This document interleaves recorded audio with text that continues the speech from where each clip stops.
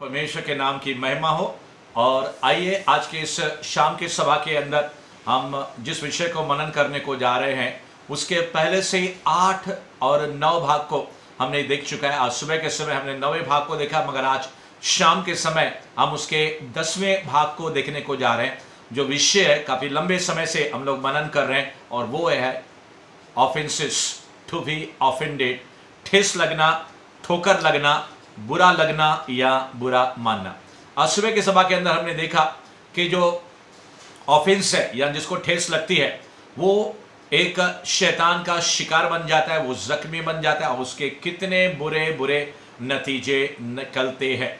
मेरी आपसे गुजारिश है, इससे पहले कि आप आज के मनन के अंदर 10वें पार्ट को आप मनन करें, अगर आपने 1 से लेकर 9 भागों को आपने नहीं सुना है तो विशेष करके उन भागों को जरूर आप देखेंगे, क्योंकि परमेश्वर के वचन के मुताबिक आज पूरे दुनिया भर के अंदर शैतान के इस हथियार का काफी लोग क्या है, शिकार बन चुके हैं। तो आइए मेरे प्रियो, आज के इस मनन के अंदर हम उस भाग को आगे लेके जाते हैं जिसको हमने पार्ट 8 के अंदर बताया था कि कौन से ऐसे उपाय हैं जिसके जरिए हम शैतान के इस हथियार से बच सकते हैं। How we can destroy the weapon of this enemy. जैसे परमेश्वर का वचन कहता है कि शैतान आ रहा है, यीशु मसीह कहता है उसका मेरे अंदर कुछ भी नहीं है। यानी कि संक्षेप के अंदर कि आपके अंदर और मेरे अंदर इस बुरा लगने वाली, ठेस लगने वाली, ठोकर लगने वाली आत्मा का कोई भी नामो निशान ना रहे। तो कौन से ऐसे उपाय है, व्हाट आर द मेजर्स, कौन से ऐसे तरीके हैं जिसके जरिए हम शैतान के इस कार्यों के ऊपर जय पाएं, विजय पाएं। और शुरू के अंदर ही मैं कहना चाहता हूं, इससे पहले हम प्रभु बोझ लें, जय आपकी है, विक्ट्री बिलोंग्स टू यू। और पिछले 8 भाग के अंदर हमने देखा 4 ऐसे उपायों को देखा और आज के मनन के अंदर परमेश्वर की आत्मा ने जैसे इजाजत दी 5, 6 और 7वें उपाय को देखेंगे। तो जो हमने पहले मनन किया था, 4 पहले कौन से उपाय थे जिसके जरिए हम शैतान के इस ठेस लगने वाले, ठोकर लगने वाले, बुरा लगने वाले ऑफेंस या टू बी ऑफेंडेड के स्पिरिट को हम नलीफाई, कैंसिल और डिस्ट्रॉय कर सकते हैं। तो वो 4 बातें थी जिसके अंदर आज मैं डीप में नहीं जाऊंगा, क्योंकि उसकी व्याख्या मैं 8वें भाग के अंदर पहले से ही दे चुका हूं। सिर्फ नाम के लिए उन 4 बातों को मैं आपके सामने रख रहा हूं और फिर 5वें, 6वें और 7वें भाग के अंदर बातों के अंदर हम लोग मेजर्स के अंदर हम लोग आगे जाएंगे। तो पहली बात ही कौन सा उपाय था, गार्ड योर हार्ट। यानी कि इसको हम पहले से ही देख चुके हैं, सबसे अधिक अपने हृदय की रखवाली कर, ताकि हमारे अंदर शैतान की आत्मा का कोई भी बीज नहीं बोने पाए। दूसरी हमने बात देखी थी कि पिछले भाग के अंदर, 8वें भाग के अंदर, स्ट्राइव हार्ड, आपको और मुझे इस आत्मा से लड़ने के लिए, इस शैतान के हथियार को नेसल और नाबूद करने के लिए कड़ी मेहनत करनी पड़ेगी, यत्न करना पड़ेगा, प्रैक्टिस करना पड़ेगा, अभ्यास करना पड़ेगा। इतना आसान नहीं है। मगर साथ में यह भी कहना चाहता हूं, परमेश्वर के अंदर जो प्रेम रखते हैं, जो परमेश्वर के ऊपर विश्वास रखते हैं, उनके लिए सारी बातें भलाई को उत्पन्न करती है और उनके लिए कुछ भी कठिन होता नहीं है। तीसरी बात जो हमने पिछले 8वें सत्र के अंदर देखी थी वो ये थी, लेट इट गो। यानी कि अगर हमको ठेस लगे, ठोकर लगे, जाने दो यार, लेट इट गो, जाने दो, अपने मन में लेना नहीं है। थोड़ी देर के लिए दुख हो तो दो, थोड़ी देर के लिए ठोकर लगे तो लगे, मगर ज्यादा समय के लिए अंदर हमारे अंदर रहनी नहीं चाहिए। जैसे वचन कहता है, सुबह अगर तूने गुस्सा किया तो शाम तक वो गुस्सा क्या होना चाहिए, सुबह अगर तुमको ईगो आए तो शाम तक वो ईगो जाना चाहिए। सुबह तुमको ठोकर लगे, ठेस लगे तो शाम तक निकलना चाहिए। कहने का मतलब है लेट इट गो। चौथी बात जो हमने पिछले सत्र के अंदर, 8वें भाग के अंदर देखी थी वो ये थी, चीजों या घटनाओं को हम क्या करें, परमेश्वर के हाथों के अंदर सौंप दें। कई बार हमें, हमारा दिमाग समझ नहीं पाएगा, इस व्यक्ति ने मेरे साथ ऐसे सलूकात क्यों किए, मेरी कोई गलती नहीं थी, फिर भी आपको ठेस लगती है, ठोकर लगती है। अगर कुछ भी समझ में नहीं आता है तो चौथा उपाय हमने देखा था कि leave the things in the hands of God, परमेश्वर के हाथों में उन घटनाओं को या चीजों को छोड़ देना। मगर आज के मनन के अंदर 5वां मैं कहूं कि हमारा हथियार या 5वां परमेश्वर का उपाय या तरीका जिसके जरिए हम शैतान के इस हथियार को बिल्कुल धराशायी डिस्ट्रॉय कर सकते हैं, और वो ये है परमेश्वर के वचन के मुताबिक कि हमारे ईगो जो है, हमारा जो घमंड है, उसको हमें पकड़ के रखना नहीं चाहिए। यानी कि द प्राइड और ego should not rule our heart. यानी कि हमारे हृदय, हमारी आत्मा या जीवन को ये घमंड है या जो ईगो है, ये जो अहम बोलते हैं, वो हमारे जीवन में राज्य करना चाहिए नहीं। परमेश्वर के लोगों और उसका उस ईगो या फिर उस प्राइड का डायरेक्ट सीधा मुकाबला करने वाला परमेश्वर का हथियार है नम्रता, यानी कि दीनता। और मत्ती उसके 11वें अध्याय 28, 29 और 30 वचन को जब हम देखें तो प्रभु यीशु मसीह खुद कहता है, बहुत से दबे हुए लोगों मेरे पास आओ, मैं तुझे विश्राम दूंगा। I will give you the rest, all those who are heavy laden, come unto me। आगे वो कहता है 29 और 30 वचन के अंदर कि मेरा जुआ उठा लो, क्योंकि मैं नम्र हूं और मन में दीन हूं। और फिर सेकंड टाइम, दूसरी बार वो कहता है तुम विश्राम पाओगे, because I am gentle and low, I have the spirit of loneliness, यानी कि दीनता की आत्मा है, जेंटल स्पिरिट है, हम्बल स्पिरिट है।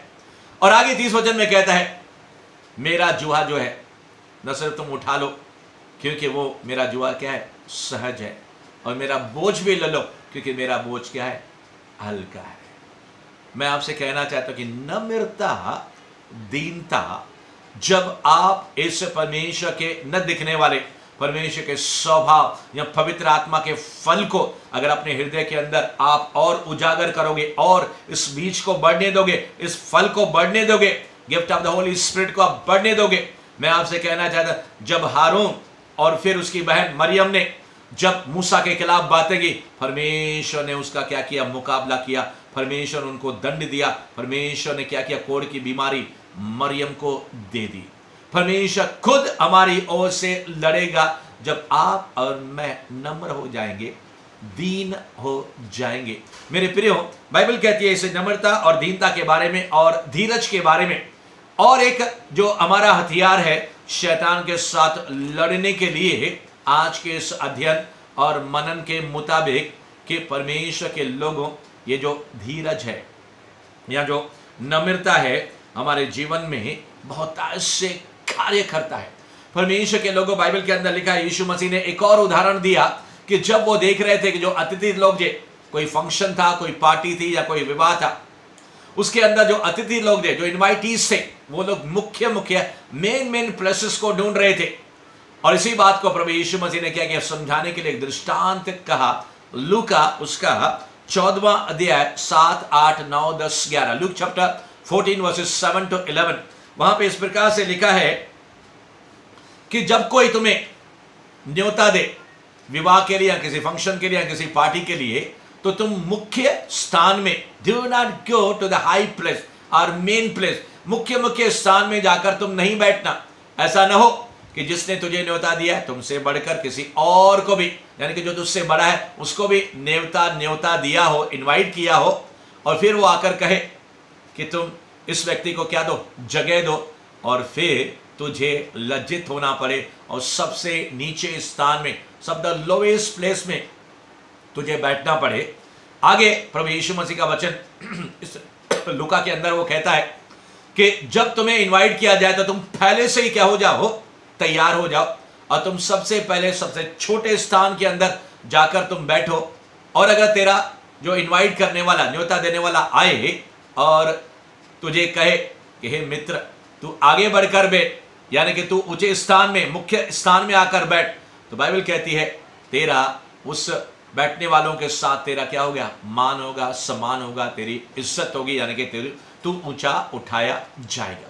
और अंत के अंदर वो कहता है लूका उसका 14वें अध्याय के अंदर 11 वचन के अंदर कि जो अपने आप को बड़ा बनाएगा वो छोटा किया जाएगा, और जो अपने आप को छोटा बनाएगा वो बड़ा किया जाएगा।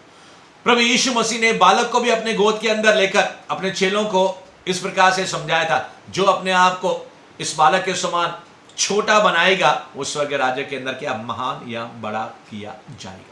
कहने का मतलब यह है कि when somebody invites you, अगर कोई आपको न्योता देता है, आपका अगर हृदय, आपका अगर स्पिरिट पहले से ही वचन के जरिए तैयार है कि मुझे मान, सम्मान, नाम, ये जो शौहरत है, ये जो शान है, या ये जो इज्जत है, जो मुझे मिले, कुछ मिले या ना मिले, प्रभु की स्तुति हो, कुछ मिले या ना मिले, प्रभु की स्तुति हो,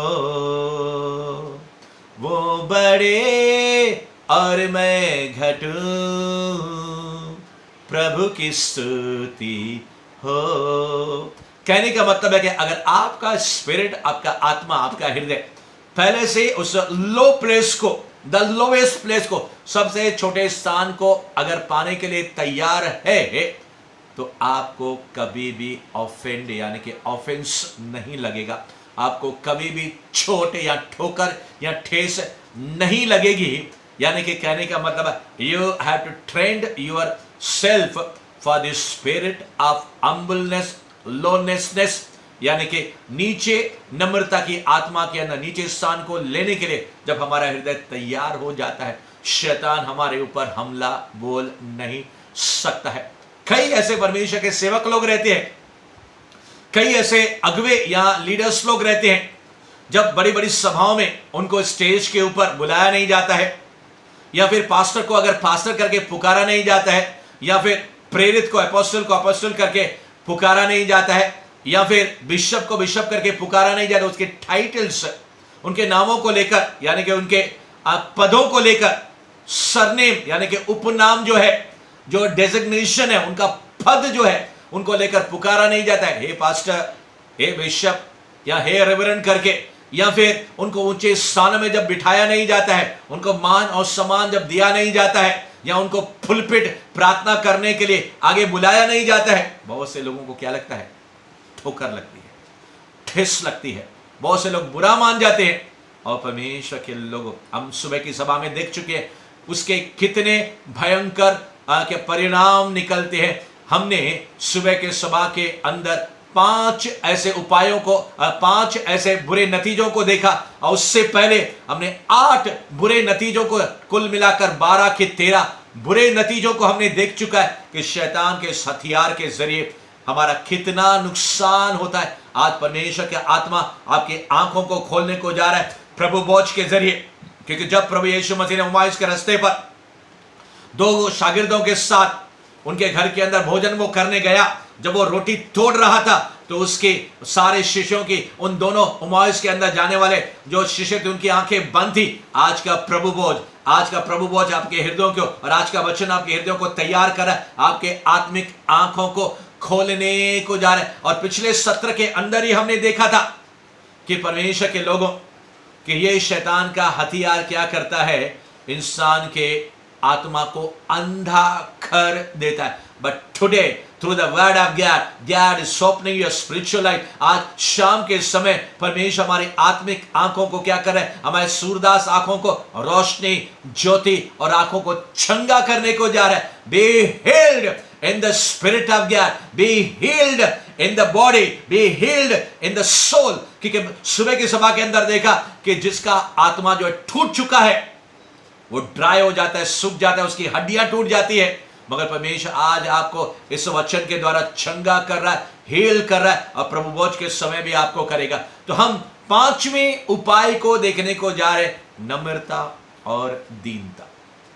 शैतान के इस हथियार को और शैतान के दूसरे हथियारों को लड़ने के लिए, नाश करने के लिए, हिडन, छिपा हुआ परमेश्वर का स्वभाव और परमेश्वर पवित्र आत्मा का फल और पवित्र आत्मा का दुश्मन से लड़ने का एक जबरदस्त हथियार है। प्रभु यीशु मसीह कहता है, तुम जब मेरा जुआ उठा लोगे और जब नम्र हो जाओगे, मुझसे सीखोगे, you have to learn from the spirit of God, from the word of God. आज आपको और मुझे परमेश्वर के वचन के जरिए सीखने और समझने की और अपने आप को ट्रेन प्रशिक्षण करने की जरूरत है कि मैं शैतान के इस हथियार का ठेस लगने, ठोकर लगने का मैं खिलौना नहीं बनूंगा, मैं घायल नहीं हूंगा, और नम्रता और दीनता से मैं इससे लड़ूंगा युद्ध करूंगा, विक्ट्री आपकी है, जीत आपकी है।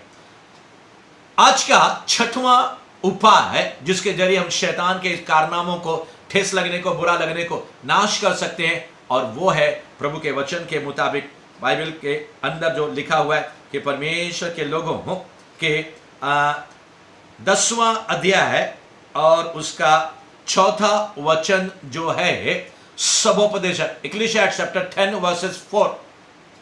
बाइबल में यहां पे लिखा है, when your ruler rises against you, when your boss rises against you, यानी कि जब तेरा जो हाकिम है तेरे विरुद्ध हो जाता है, तेरे खिलाफ हो जाता है, do not leave your post और पोजीशन, अपने स्थान को छोड़ना नहीं, क्योंकि बाइबल के अंदर लिखा है कंसाइलेशन पैसिफाइज मैनी ऑफेंसेस। इसका मतलब है 10वां अध्याय 4 वचन सबोपदेश के अनुसार कि जो परमेश्वर के वचन के मुताबिक जब हम अपने स्थान को छोड़ते नहीं हैं, तो ये जो धीरज है, जो कंसाइलेशन है, या जो सह लेना, सब्र करना, यानी कि हम लोग जब कहते हैं कि टॉलरेंस, जब हम सह लेते हैं, धीरज धरते हैं, पेशेंट हो जाते हैं और अपने स्थान को छोड़ते नहीं है, do not leave your position,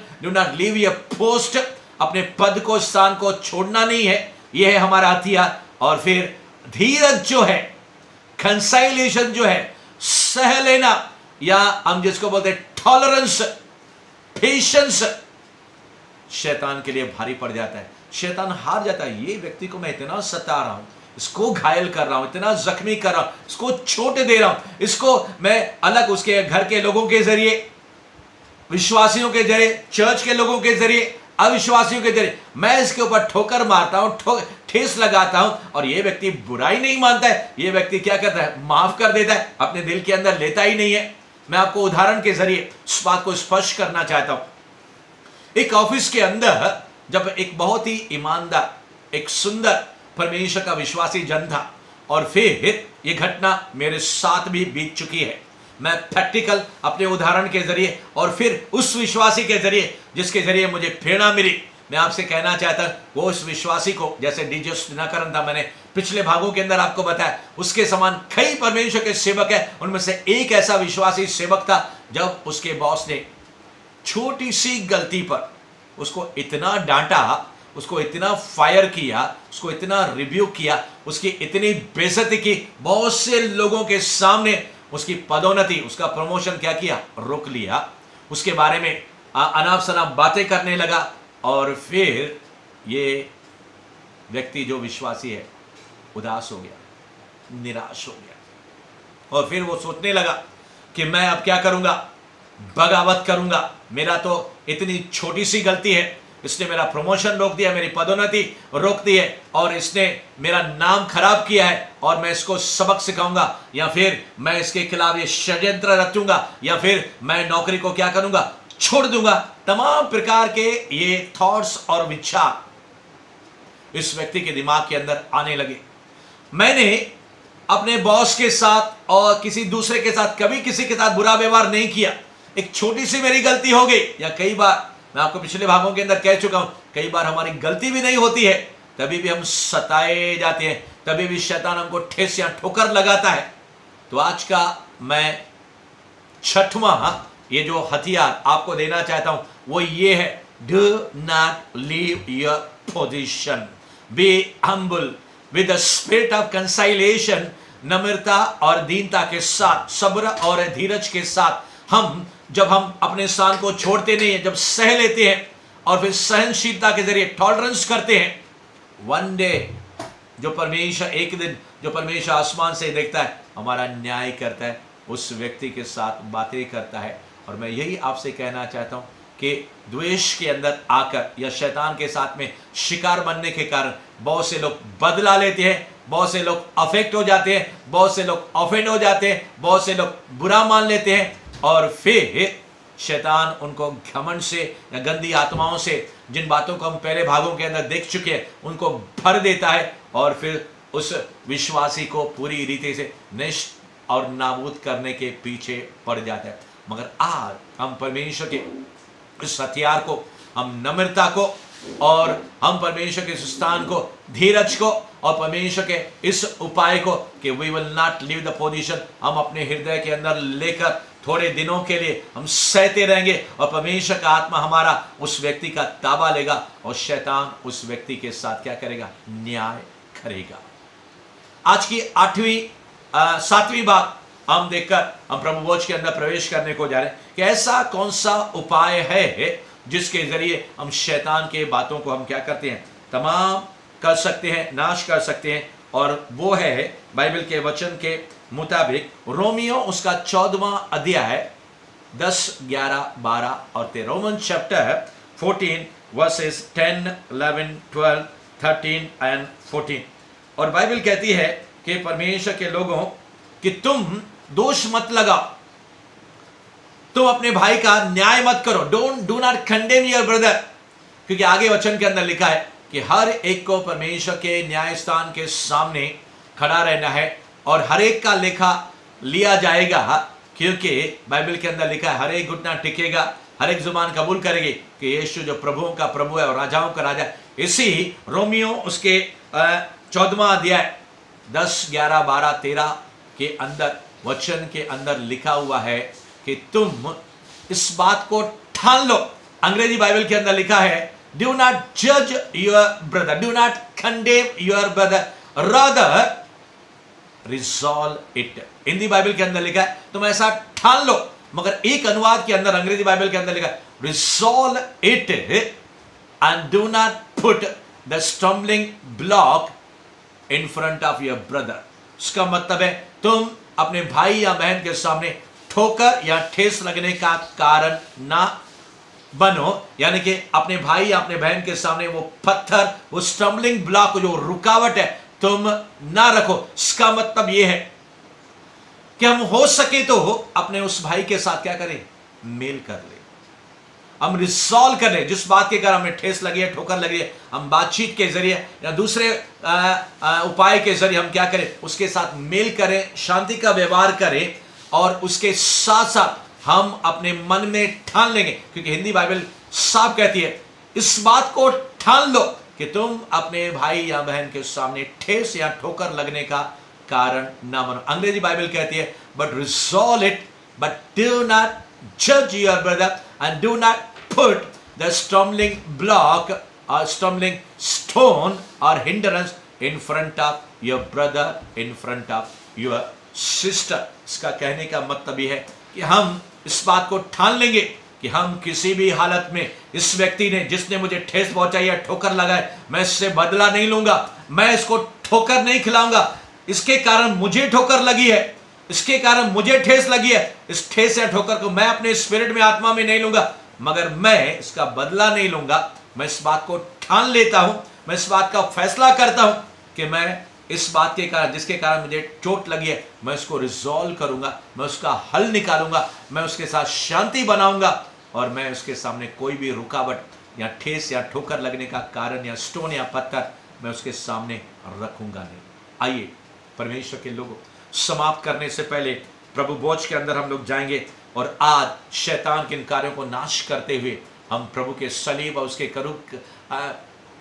उसके क्रूस के सामने जाएंगे। और जैसे पौलुस कहता है परमेश्वर के लोगों, मत्ती उसका 26वां अध्याय है, परमेश्वर का आत्मा जिसने ये मत्ती अध्याय लिखा है, पौलुस ने पहला अध्याय 11 कुरिन्थियों 11वां अध्याय 23 के अंदर पौलुस ने लिखा है, मगर मत्ती के अंदर परमेश्वर की आत्मा ने जिस सेवक के द्वारा इस बातों को रखा है, मत्ती उसका 26वां अध्याय 26 से लेकर 30 वचन तक मैं आपके लिए पढ़ने को जा रहा हूं आज के प्रभु भोज के लिए। कि परमेश्वर के लोगों, जब वे खा रहे थे तो यीशु ने रोटी ली और आशीष मांगकर तोड़ी और चेलों को देकर कहा, लो खाओ, यह मेरी देह है। फिर उसने कटोरा लेकर धन्यवाद किया और उन्हें देकर कहा, तुम सब इसमें से पियो, क्योंकि यह वाचा का मेरा वह लहू है जो बहुतों के लिए पापों की क्षमा के निमित्त बहाया जाता है। मैं तुमसे कहता हूं कि दाख का यह रस उस दिन तक कभी न पीऊंगा जब तक तुम्हारे साथ अपने पिता के राज्य में नया न पीऊं। फिर वे भजन गाकर जैतून पहाड़ पर गए। जैसे जिस रात को प्रभु यीशु मसीह पकड़वाए गए थे, उसने क्या की? रोटी ली और दाखरस लिया, और इस समय जो हमारे हाथ में रोटी और दाखरस है, प्रभु यीशु मसीह ने रोटी लेते समय कहा था, यह रोटी मेरे शरीर यानी कि देह की निशानी है, मेरा प्रतीक है, और ये जो दाखरस है मेरे लहू की जो निशानी है, मेरे लहू के अंदर नई वाचा है। आइए परमेश्वर के लोगों, प्रभु यीशु के उस क्रूस के कुर्बानी को याद करते हुए और जिसको हमने माफ नहीं किया उसको माफ करते हुए, अगर परमेश्वर किसी इंसान के विरुद्ध हमने गुनाह किया है, परमेश्वर और फिर उस व्यक्ति से माफी मांगते हुए उस प्रभु बोझ के अंदर और प्रभु बोझ को प्रभु के सिमरन, उस सैक्रिफाइस बलिदान को याद करते हुए हम सिमरन करें कैसे उसका शरीर छीला गया, कोड़े मारे गए, सर के ऊपर कांटों का मुकुट रखा गया, उसके मुंह के अंदर थूका गया, उसके शरीर को बालों से घसीटा गया, कितने बार वो गिर गया, कितने बार उसके मुंह के अंदर थप्पड़ और उसके मुंह के अंदर लातें मारी गई, और बेंत और कोड़े और कीले और भाला चुभाया गया। उन बातों को हम याद करते हुए उसके वस्त्र निकाले गए, उसको बेइज्जत किया गया, उस बातों को सिमरन करते हुए, क्योंकि प्रभु यीशु मसीह ने कहा जब कभी तुम लो तो मेरे सिमरन के लिए यही किया करो। और जैसे मत्ती के अंदर हमने पढ़ा, परमेश्वर के लोगों, ये दाग का वह रस मैं उस दिन तक कभी न पीऊंगा जब तक मैं स्वर्ग के राज्य के अंदर नया न पीऊं। प्रभु यीशु मसीह स्वर्ग के अंदर वो अंगूर का रस, वो दाखरस आपके साथ और मेरे साथ नया दाखरस वो पीने के लिए इंतजार कर रहा है। तो इस समय आइए इस बोझ के लिए हम प्रार्थना करें, इस रोटी और दाखरस के लिए हम प्रार्थना करें। आइए अपने आंखों को बंद करेंगे। हमेशा पिता, हम अपने आप को इस समय जांच रहे हैं, आपके क्रूस के नज़ारे को याद कर रहे हैं। हमें माफ कर, अगर तेरे विरुद्ध हमने पाप किया हमें माफ कर। किसी भाई या बहन के विरुद्ध हमने उसको ठेस पहुंचाई या ठोकर पहुंचाई है या उसके विरुद्ध कोई भी पाप किया है, तेरे लहू के जरिए यीशु हमें माफ कर, शुद्ध कर, पवित्र कर और बिल्कुल नया कर। अपने अभिषेक को इस रोटी और दाखरस के अंदर डाल, यीशु के नाम में, आमीन। आइए मैं कलीसिया के सीनियर लोगों को या जो बुजुर्ग लोग हैं, पुराने लोग हैं, अपने घरों के अंदर रोटी और दाखरस को हम तोड़कर अपने भाइयों और बहनों की मदद करेंगे, इस रोटी में से खाएंगे और फिर इस दाखरस के अंदर पिएंगे। आइए एक साथ हम इसको ग्रहण करेंगे।